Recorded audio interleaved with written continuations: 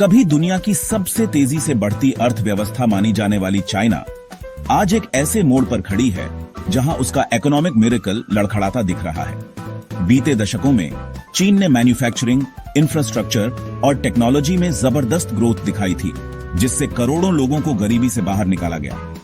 लेकिन अब इस इंप्रेसिव ग्रोथ स्टोरी में दरारें साफ नजर आने लगी हैं। इन क्रैक्स के पीछे कई डीप वल्नरेबिलिटीज छुपी हुई हैं, जो अब धीरे धीरे सतह पर आ रही हैं। चाइनीज बिजनेसेस और इन्वेस्टर्स के चेहरों पर चिंता की लकीरें साफ देखी जा सकती हैं, क्योंकि अनसर्टेनिटी बढ़ती जा रही है। रियल एस्टेट सेक्टर, जो कभी चाइनीज इकोनॉमी का सबसे बड़ा पिलर था, अब कोलैप्स के कगार पर है। एवरग्रांडे क्राइसिस ने पूरी दुनिया का ध्यान खींचा, लेकिन असल में ये तो सिर्फ आइसबर्ग का टिप है। सैकड़ों डेवलपर्स लिक्विडिटी क्रंच और डेट डिफॉल्ट की प्रॉब्लम से जूझ रहे हैं। सरकार ने बार बार हैवी इंटरवेंशन और डेट फ्यूल्ड एक्सपेंशन का सहारा लिया, जिससे हाउसिंग और इंफ्रास्ट्रक्चर में मैसिव बबल्स बन गए। अब ये बबल्स बर्स्ट होने लगे हैं, जिससे सिस्टेमिक रिस्क बढ़ गया है। राइजिंग अनएम्प्लॉयमेंट, खासकर एजुकेटेड यूथ में, एक अलार्मिंग ट्रेंड बन चुका है।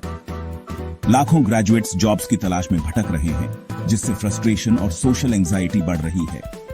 मैन्युफैक्चरिंग सेक्टर, जो कभी चाइना की ग्रोथ इंजन था, अब स्लो डाउन का सामना कर रहा है।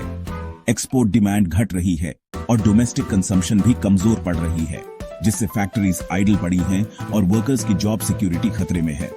कोविड-19 पैंडेमिक और उसके बाद लगे स्ट्रिक्ट लॉकडाउन्स ने बिजनेस एक्टिविटी को अनप्रेसिडेंटेड तरीके से डिसरप्ट किया। सप्लाई चेन्स टूट गईं, छोटे बिजनेसेस बंद हो गए और कंज्यूमर स्पेंडिंग में भारी गिरावट आई।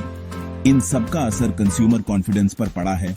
लोग फ्यूचर को लेकर डर और अनिश्चितता महसूस कर रहे हैं, जिससे रिटेल सेक्टर भी स्ट्रगल कर रहा है।